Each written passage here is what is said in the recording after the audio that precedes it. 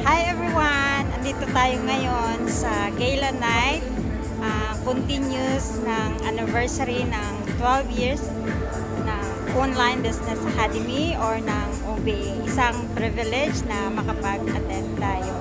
And isa po tayong OFW sa Bahrain and ginagawa nating part-time ang Online Business Academy. At ngayon, isa na po tayo sa nakakapag-attend ng mga privilege na kahit ako sa sarili ko, hindi ko inasahan na maimbitahan tayo. So, kung ikaw right now, isang OFW na gustong mabago ang iyong buhay at napadaan sa iyo yung video ko, I believe ito na yung sign na simulan mo ang iyong online business dito sa OBA or Online Business Academy.